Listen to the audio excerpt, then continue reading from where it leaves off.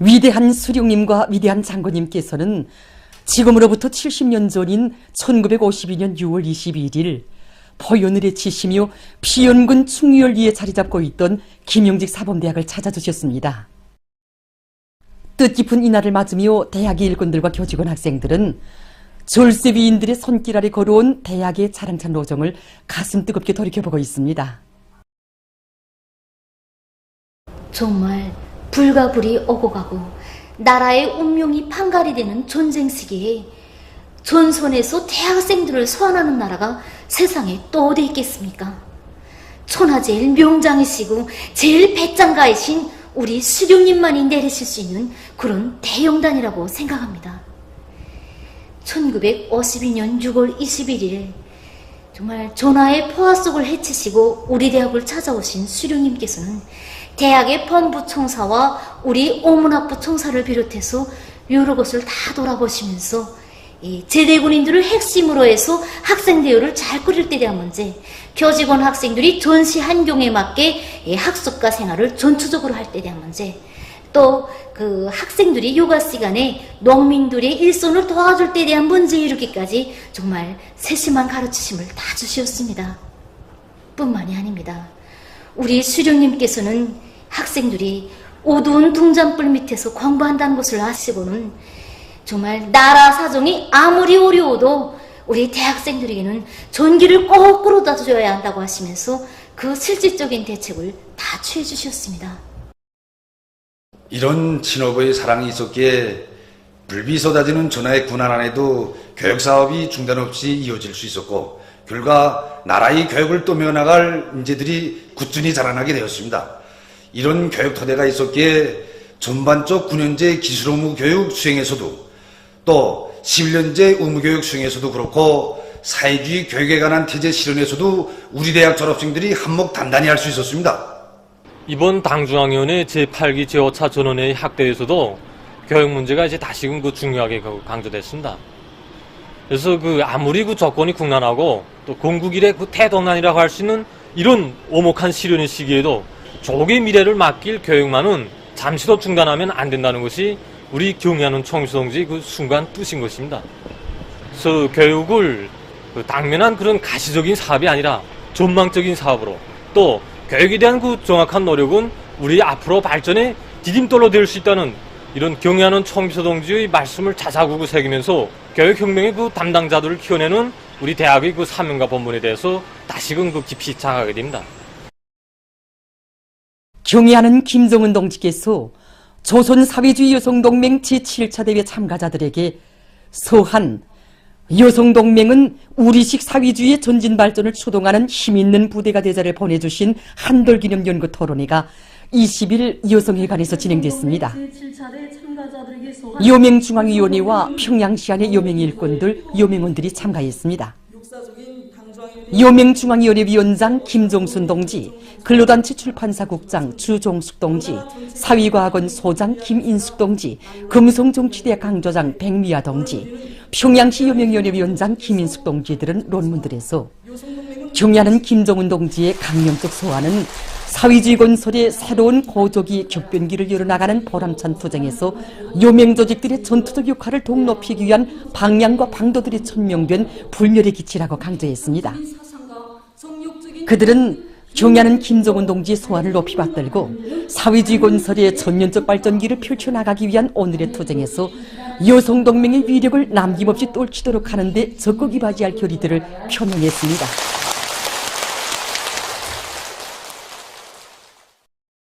경의하는 김정은 동지의 사상과 용도에 끝없이 충실하자. 일심단결의 불가항력으로 국난을 타개하고 올해 전투 목표를 무조건 완수하자. 사회주의 건설의 전면적 발전을 강력히 견인하는 우리 당의 강령적 지침을 억세게 틀어지고 지금 채취공업 부문의 일꾼들과 노동계급이 생산의 정상화와 지속적인 경제 장성에 작용하는 모든 요소들을 구체적으로 타산하고 현존 생산 토대를 이용해서 생산에서 뚜렷한 개선을 가져오기 위한 사업을 힘있게 벌이고 있습니다. 우리 요즘 기본 막장에서 채굴 능력 높이고 운반 능력 높이고 송강 능력 높이는 게 이게 지금 세 가지가 기본 핵입니다. 이걸 우리 성에서 지금 주요 목표로 내세우고 정무원들이 지금 매 광산에 다 나서 주요 자재들을 우선적으로 보장하기 위한 사업을 진행하고 있습니다. 탐사와 불진을 앞세워서 채굴장들을 제때 마련하고 여러 기술 혁신안들을 적극적으로 받아들여서 생산에 이바전하도록 하고 있습니다. 운반 능력에서 우리가 해산 초경광산의 벨트 보장하는 문제, 음파광산의 세밧줄 보장하는 문제, 여러 광산들과 재료소들에서 생산에 필요한 설비 자재들을 해결하는 사업을 짜고들어 진행하고 있습니다. 뜻깊은 올해를 더 높은 광물 증산 성과로 빛내기 위해서 은파광산의 일꾼들과 광부들이 상반년 인민경제계획 수행을 위한 총돌격전을 더욱 힘있게 벌이고 있습니다. 상반년 인민경제계획을 앞당겨 완수한 남산갱, 굴진갱 이 단위들을 전용 단위로 내세웠습니다. 그래서 이들의 앞선 채굴공법을 비롯한 기술 혁신 성과들을 모든 갱들에서 자기 암질 조건에 맞게 받아들이고 그 경험의 터대에서 이들을 따라 앞서기 위한 갱별 사회주의 경쟁을 더 힘있게 조직 전개해 나가고 있습니다. 5월 30일까지 우리 갱이 상반년도 인민경제계획을 완수했습니다. 현재 우리 갱에서 기술자 기능공들로 기술혁신조를 묶어 생산에서 제기되는 기술적 문제들을 자체의 힘으로 하나하나 풀어나가고 있습니다. 그리고 육신일방 압축기를 현장에 최대한 접근시켜 생산성을 높이고 있는데 특히 치매식 차관계의 가동률을 높여 다량 채굴을 보장하고 있습니다. 한편 만포제련소에서는 불리한 생산 조건을 자체로 극복하면서 생산투쟁, 증산투쟁을 힘있게 벌려서 상반년 인민경제계획을 기한전에 완수했습니다. 이번에 상반년도 계획을 수행하면서 정말 우리가 제일 큰 힘을 놓은 것이 4.15 기술혁신 돌격대 활동이었습니다. 4.15 기술혁신 돌격대원들 모두가 전기로 술라그 중에 지난 시기에는 쓸 수 있는 동이 많이 나갔다면 이번에 동품을 낮추기 위한 기술적 문제를 확립했고 또 전국의 전도성을 높이기 위한 이런 문제를 해결해서 정말 전력 소비 기준을 낮추고 종전에 비해서 생산과 수수료를 1.2배로 높였습니다. 현재 1호 전기로 보수와 전해공정을 과학기술적으로 완비하고 보충하기 위한 이런 기술적인 문제를 하나하나 세워나가고 있습니다. 지금 우리 영광로 직장에서는 거대 간 사회주의 경쟁의 불길이 기차게 타오르고 있습니다.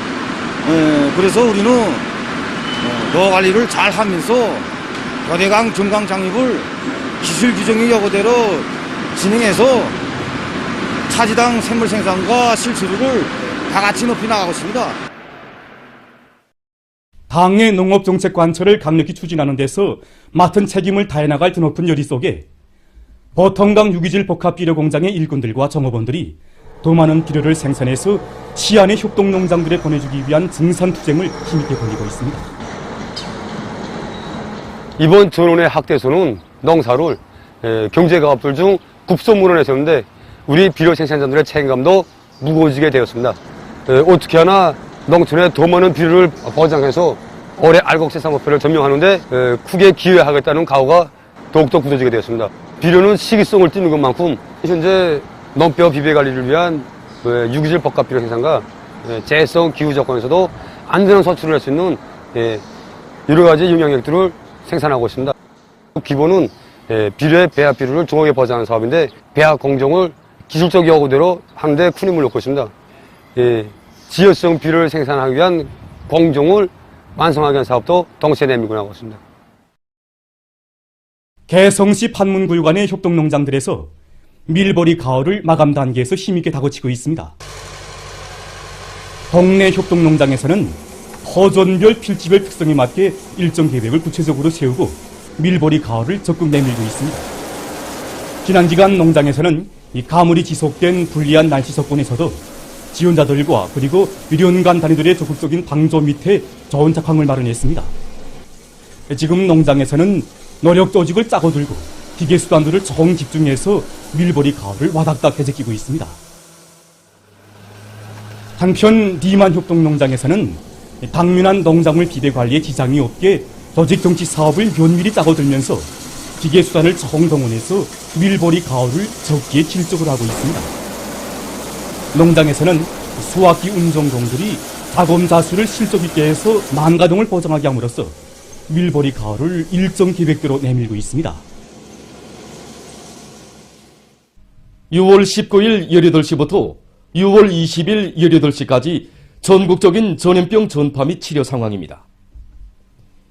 국가비상방역사령부의 통보에 의하면 6월 19일 18시부터 6월 20일 18시까지 전국적으로 1만 7,250여 명의 유혈자가 새로 발생하고 1만 9,520여 명이 완쾌됐습니다.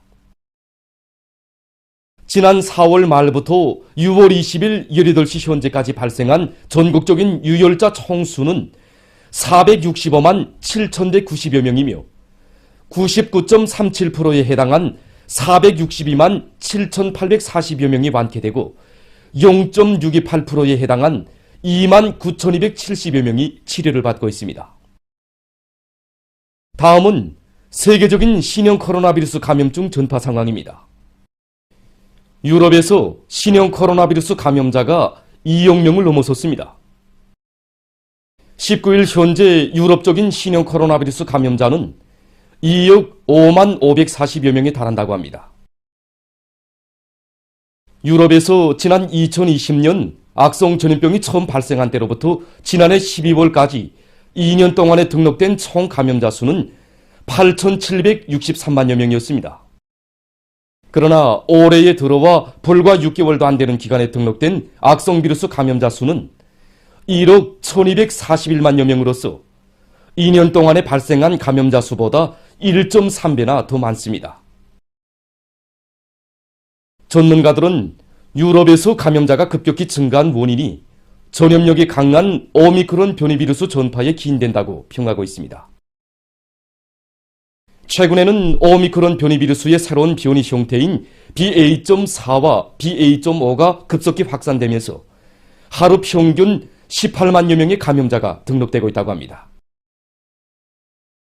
다음, 중국 홍콩 특별행정구에서 악성 비루스의 전파를 억제하기 위한 방역 사업이 강화되고 있다고 합니다. 최근 하수망에서 채집한 시료들 속에서 신형 코로나 바이러스가 검출된 것과 관련해서 홍콩 특별행정구 정부는 신속 항원 검사 기구들을 배포하고 모든 지역의 하수망들에서 채집한 시료들에 대한 검사를 진행하고 있다고 합니다. 20일 현재 세계적인 감염자는 5억 4,476만여 명, 사망자는 634만 1,600여 명으로 증가했다고 합니다. 인디아의 동북부 지역에서 최근에 큰 피해가 발생했습니다. 무더기 비에 의한 큰 물로 18일 현재 아쌈주에서 13명이 사망했고 28개 지역에서 180만여 명이 피해를 입었습니다. 4만 3,300여 헥타르의 부침 땅이 물에 잠기고 곡식들이 못쓰게 됐으며 제방과 수로 도로들이 파괴됐다고 합니다. 메갈라야주에서는 큰 물에 의해 산사태가 발생하면서 갓난아기를 포함해서 19명이 목숨을 잃었다고 합니다. 최근 방글라데시에서 122년 내 최악의 큰 물이 들이닥쳐 피해를 입고 있다고 합니다. 18일 이 나라 정부가 밝힌 데 의하면 지난주부터 내리는 폭우와 큰 물에 의해서 동북부의 28개 지역에서 사망자들이 발생했습니다. 이날 현재 집계된 사망자는 25명이라고 합니다.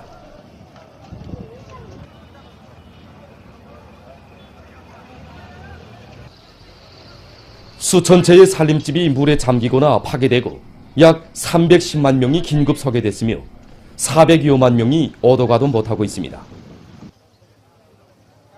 강들의 수위가 위험 개선을 넘어섰으며 일부 제방이 터져 북부의 7개 지역이 침수되고 도로들이 파괴됐습니다.